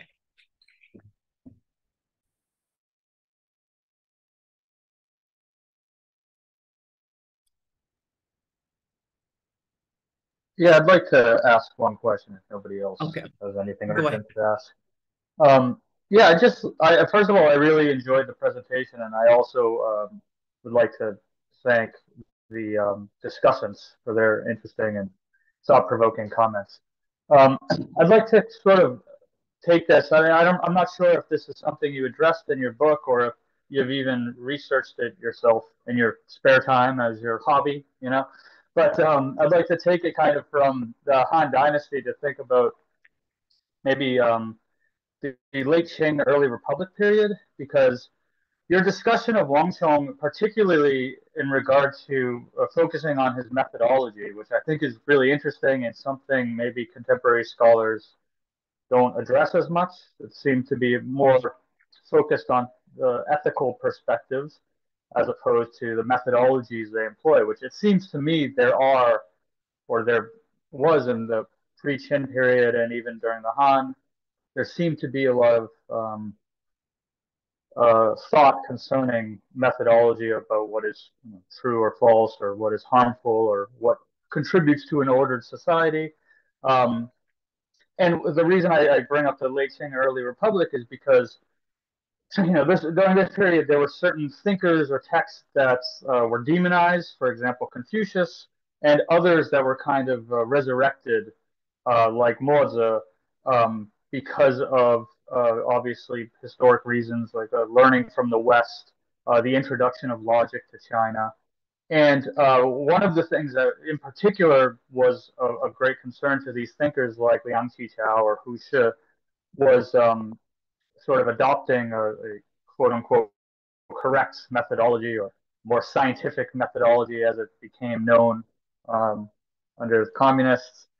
And I was wondering if there's any sort of reappropriation or reestimation of Wang Chong during this period. Was he like a figure like Mozi, who was kind of valorized as being kind of ahead of his time and having this very, I guess from their perspective, modern methodology regarding learning? One of the phrases I thought of when you were discussing Wang Chong's methodology was the 实事求是, and also obviously his kind of atheistic stance, or at least being against superstition. These are all things that I would imagine late Qing, early Republic thinkers might be attracted to. And I was wondering if there's any sense in which they kind of valorized him during this period as an ancient Chinese representative of this like new Western learning. They did actually. So this is a great question, and this was actually the exact period where Wang Chong kind of like comes back on the map. For pretty much these reasons, right? And some of the discussions of Wang Chong from this period, you hear things like scientific, right? Skeptical, right? This is when the first translations appear, right? Alfred Fork's translation, early 20th century, right? And there's always this is probably one of the reasons I even knew about Wang Chong at the beginning, because he was rendered as he was kind of in a sense rehabilitated as this kind of like scientific thinker, right? Who kind of cuts against tradition and superstition, and it's overstated to some extent, right? To a large extent, right? But I think that during this period, for these reasons, Wang Chong was kind of, in a sense, misread and kind of appropriated for this kind of attack of tradition or undermining of tradition scientific method. And this is one of the reasons that I tried to in the book and elsewhere kind of point out the ways in which and I think one of the reasons that this reading kind of stuck in a lot of scholarly work, point out that Wang Chong wasn't attempting to undermine, right, Kongzi or these other kinds of characters, right, because he definitely was read this way, right, and you read a lot of works from the period, and it's like, okay, Wang Chong rejected Kongzi's thought and rejected this and that, right, and he was showing the senses in which these are contradictory. And really, he wasn't doing that, right? As I was talking about here, right? He was applying this method and showing how this method could be used to in a sense, strike these kind of these false positions from a text. One of the things I like in it too, I think I've written about this before, is in if you've seen Thomas Jefferson's Bible, where he went through the Bible passage and he crossed out all the things he took to be like inconsistent with science and reason and all these kinds of things, and left what he saw as the positive moral teachings. Where in his case, right, he was saying that it's not that this text is like bad or should be rejected, but that we have to get rid of all the things that like lead us astray, right? There's actually also connected to that, right? The idea of connected to this kind of biblical idea, the notion of atheism was connected to Wang Chong as well. I actually wrote an article for an Italian publication back, must have been 10 years ago or something, where they were focused on atheism, right? And thinking about Wang as an atheist. And I was thinking about, well, how did this kind of come about, this idea of Wang as an atheist? And I think it was because the idea of the connection to this critical method and some of the kinds of things he criticized ended up getting unfolded into this notion that he criticized all non-naturalist views or ideas of the spirits and things like that, and he didn't, right? There's so much in the Lun Heng, like what I was talking about, the idea of the rain sacrifice and the dragon statues and all of this, that we might consider as incompatible with like atheism or rejection of deities and spirits and things like that, right?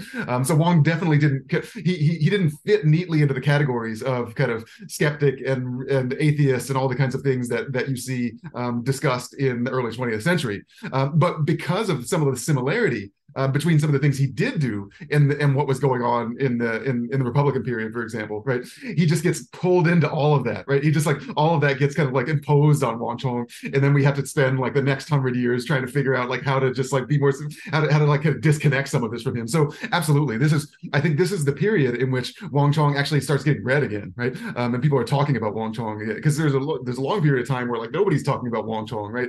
The text is out there, but like who's Wang Chong, right? And so this is much of the reason that he's really being read by still people today.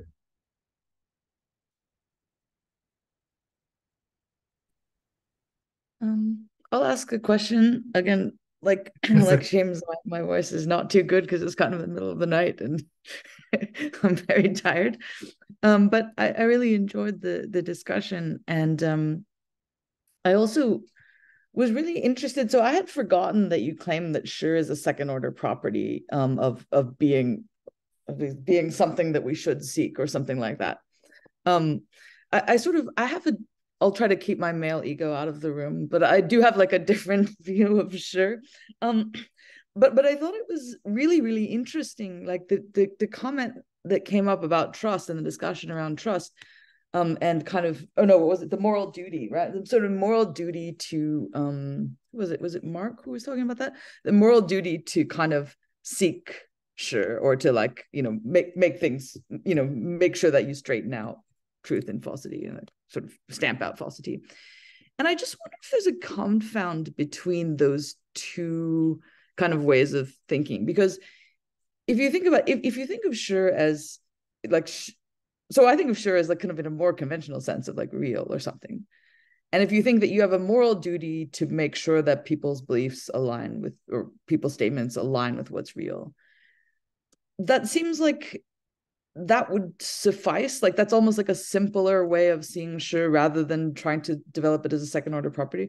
So I guess what I would say is, do you have like what's your best evidence that sure is a second order property in the way you think about it, rather than sort of resorting to a more kind of simple explanation that we have, that there's kind of a moral duty Wang Chong feels to, you know, seek it rather than it being inherent in Shi. Thanks for your question. Nice to see you, by the way. It's been a while. So the main kind of thing I'm drawing on here is this idea of him evaluating claiming that statements are sure when they have these properties, like when they're sure in the sure fei distinction, or when they're ran, something like this, where he seems to be doing this in different ways based on different sentences. So like a moral sentence will be sure rather than ran, right? And a physical sentence will be ran. And so the reason I'm reading it in this kind of second order way is that he seems to be thinking that what we are looking for is something, whether something is sure, whether something is ran, something like this, right? And he seems to use sure in this way that takes that kind of that can be any of those, right? Any of those things is a sure making kind of statement, right? So it's also sure if it's these things, right? So it has this kind of, so based on that, it looks like what sure is doing is this kind of second order, is sure is playing this role of this kind of second order property of having one of these things, right? But it doesn't necessarily have to have like every of those, right? So it could be, I think part of what he's trying to do is makes room for statements that have one of those properties maybe, but not another one, right? So the idea is that, well, maybe it has this property, but not the others. Is it still sure, right?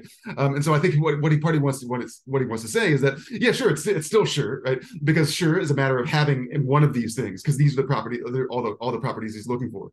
Whereas if he doesn't have that kind of second order position, then we've got to say that it's that property, it's the property of Ron, or it's the property of this other thing that we're looking for, right? Where we want to talk about moral, aesthetic, other kinds of statements, and collapsing them into one, or reducing them to one kind of property, like a physical property or something like this, right? Which I think he's trying to avoid.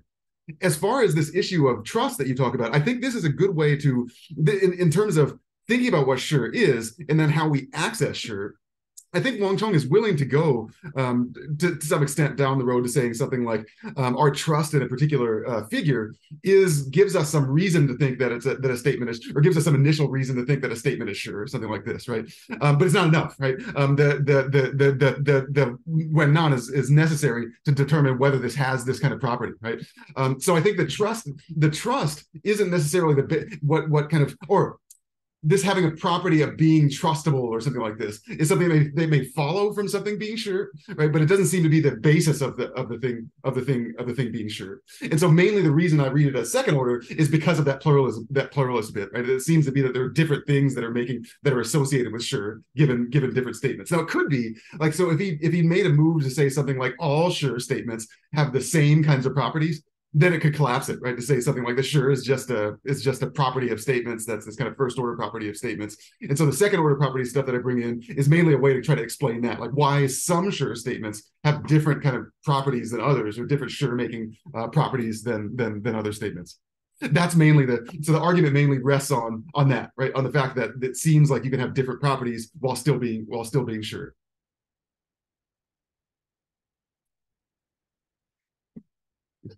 Get well soon, by the way. Okay, thank you so much. I think we can entertain one or two more questions before we end the session. So if you have questions, then please just open your video and then just speak. Yeah.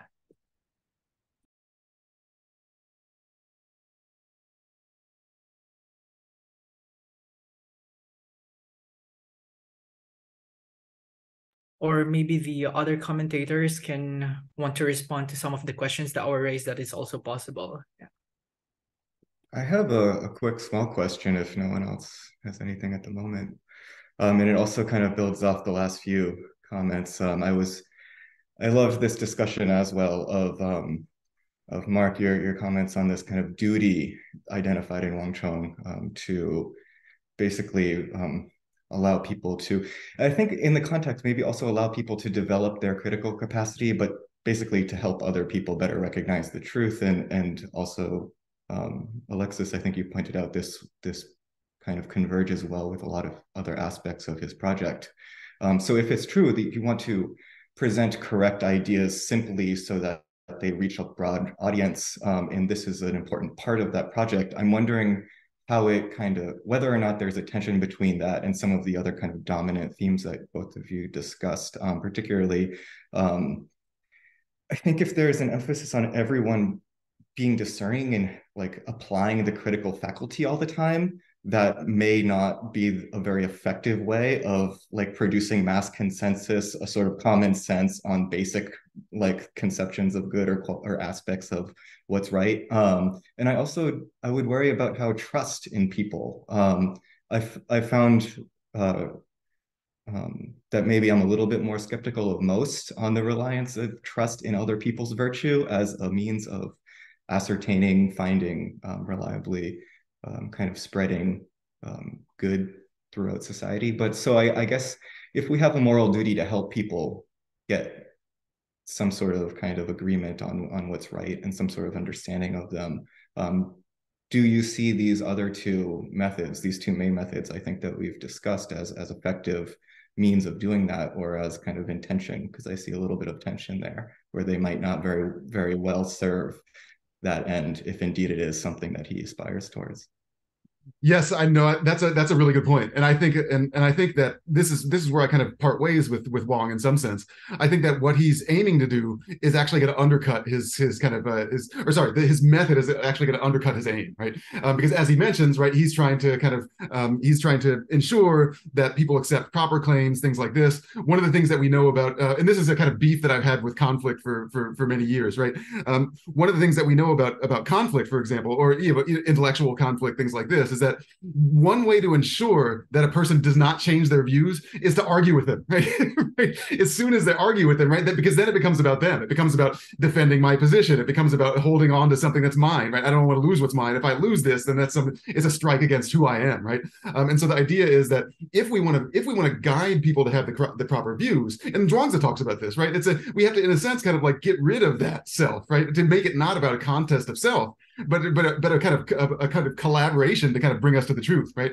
And I think one of the things that Wang does, and it's funny because it actually comes out in his own life story.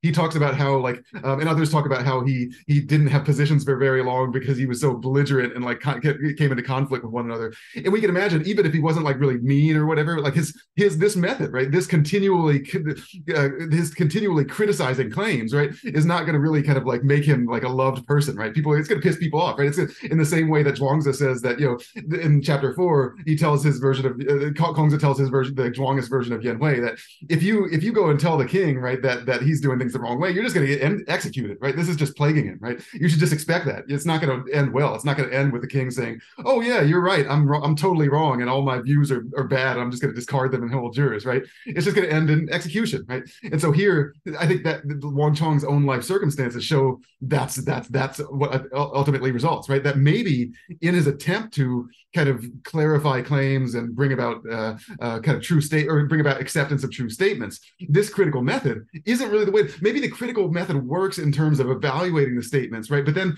in terms of like persuasion, right, we need something else, right? In terms of getting people to accept this, using that critical method may just lead to this kind of clashing and this plaguing of one another that Zhuangzi talked about. So maybe what Wang needs is a kind of two-step method, right? Something like, okay, well, we read these texts and we subject this to non and when, and then we come up with a kind of list of, okay, here's the ones that I want to promote. But then when we engage with others, we don't just go like, okay, this is wrong and this is why this is wrong, right? We try to engage in kind of constructive conversations to move our commitments toward that, right? To move our collective commitments toward that. So one of the things that often psychologists will talk about this kind of thing all the time, right? In terms of persuasion. And in fact, the early Chinese talked about this. I think Han Feizi talks about it, right? About how to get others to accept something that's coming from you is to make them think they said it, right? The idea is like to push them in a certain direction, like to suggest things in a certain direction, and then when they hit on what you want, say, "That's perfect. That's such a great idea. It's brilliant," right? And because they're going to be committed to it. And part of what's working there that way is not so much a kind of this critical method that underlies it, but a sense of ownership and a sense of commitment to a particular idea, that it's my idea or it's our idea. And so I think one of the things that's a problem with Wang's position is not so much this use of this as a way to kind of gain truths, but as a kind of practical method to generate true beliefs, or to generate kind of things that we all accept. There, I think you need something much more like maybe like a Huainanzi approach, where we've got the synchronist approach, where we've got something in which we're trying to generate shared commitment to a position, right? Something that's all of ours, right? That we all find ownership in, and thus we're all committed to, right? This is I think the weakness of Wang. And I think part of the reason for this weakness is that he simply wasn't as focused on the practical elements, right? He's focused on all this theoretical stuff and on the methodology, but he doesn't, I think, sufficiently think of it, he doesn't think enough about how this is going to end up working in practice and how this is going to lead to the acceptance of these beliefs, right? That's a kind of necessary second part, I think. So I'm really glad you brought that up. Yeah, okay. So are there any questions? Are there any other questions?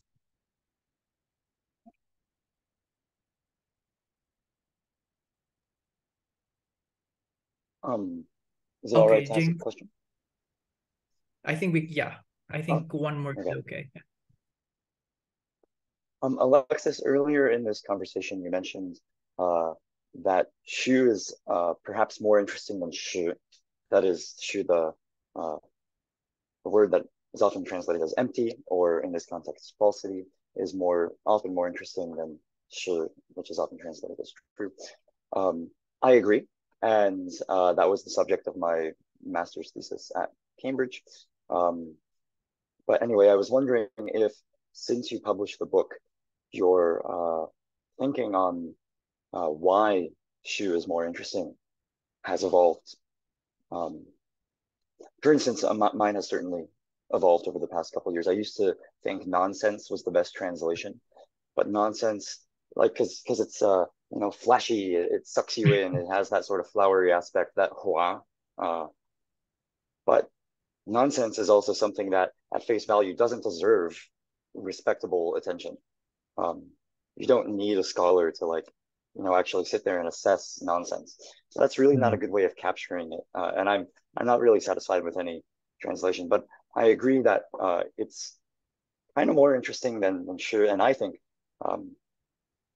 that's probably Wang Chong's main focus in the Luanhong, getting rid of nonsense more than finding the Shu, or not nonsense, getting rid of Shu, finding the Shu. Yeah, that's a good point. And I actually have been thinking a lot about Shu, especially recently, right? With the kind of rise of fake news and BS and politics and things like this over the last, 5 or 10 years or so, like that, right? And I think part of what Wang Chong is kind of talking about there is just that kind of thing, right? Like the idea of these positions or these statements that really are absurd on their face, but that somehow we want or we find ourselves attracted to, or at least certain people do, right? So if you look at all this kind of wild right-wing stuff in the US and things like this, and you're like, why would anybody hold that? They're just completely absurd. And then you're like, oh, okay, there's certain kinds of features of kind of that connect to self-interest, connect to self-worth, right? And responses to perceived kind of attacks and kind of undermining of the self and all these kinds of things that are going on that lead people that because of all that, lead people to believe things that we would think that are just nobody would ever believe, right? That are ridiculous. And I think one of the things that I think Wang is doing, and I think you're right, is to say that maybe he's most concerned with this, and maybe for this reason, right? Is that part of what makes this dangerous and part of what makes this is particularly problematic is that if we can link something closely enough, if we can link a statement to self-interest or something that we want, right?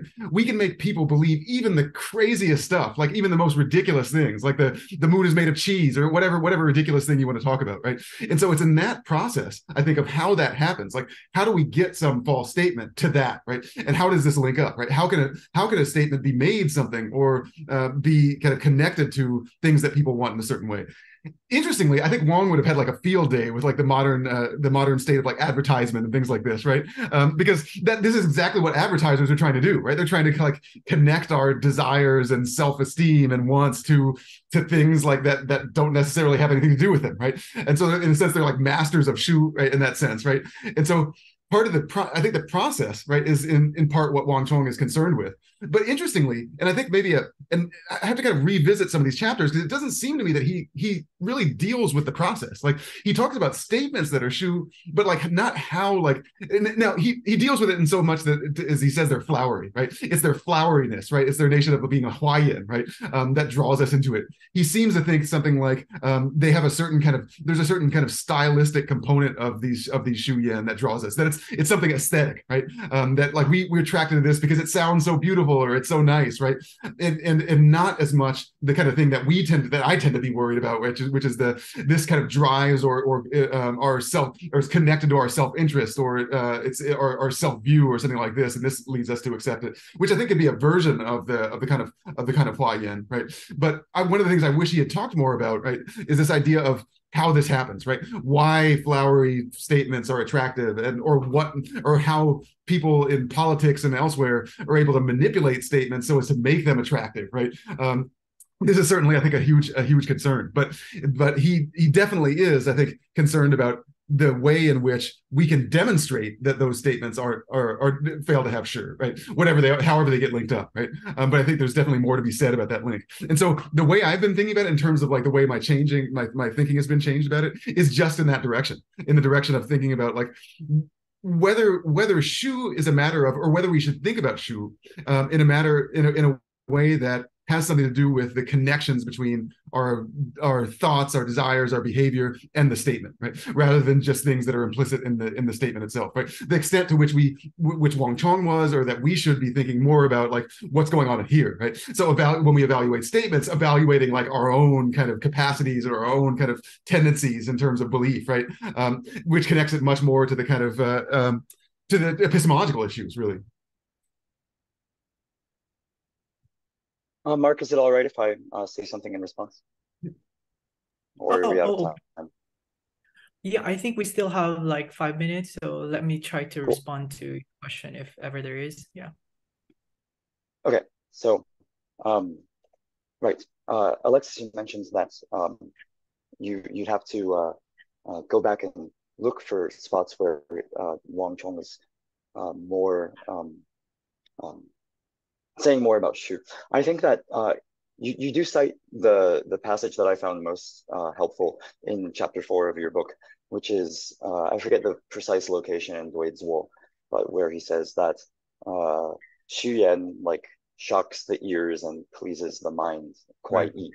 And so in response to that, I've tried to sort of use Harry Frankfurt's concept of bullshit as you know, it's kind of like a joke book, but it's also kind of a serious book. Anyway, use that as a sort of anchoring point in modern discourse, and building off of that, how do we construct nonsense from that? And I suggest that it's basically bullshit that comes with this added component of like sensationalism that causes people both to want to hear it and to spread it. As for like other spots in the Wenheng where he talks about nonsense, I don't think there's much other like sort of second, I guess, like meta spots of the Wenheng where Wang steps back and says, "Here's what I think about shu." But in Dao Shu and Lei Shu, so the sort of chapters about Taoists and thunder and lightning, I found those very helpful in characterizing his approach to shu. And there's always that very fun part at the end of chapter 61 on lost texts, where Wang Chong compares himself to Confucius, who summarized the odes with 3 words. It's like, what? 思无邪. Let your thoughts be without perversity. And Wang Chong says, yeah, I'm just the same way. And you can sum up the whole Wenheng with this 3-character phrase. 己虚妄. Be sick of nonsense, or however you want to translate 虚妄. So that's like a good, that second part is a good source for, I guess, in my opinion, showing that Wang was primarily focused on shu, but it doesn't really give you much material to, extract more detail about his view of shu. That's a good, I was thinking of Harry Frankfurt's book too when he first brought this up. That's exactly the position I was thinking of. I think that's right. That would be a good kind of introduction to Wang Chong. It's like Wang Chong is concerned with bullshit.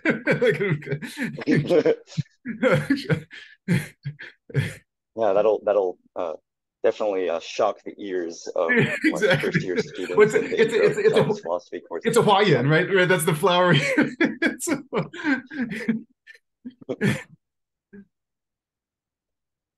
Yeah. That's fun. Okay, so yeah. So other concerns or other questions? Yeah, I think we had a very interesting discussion tonight.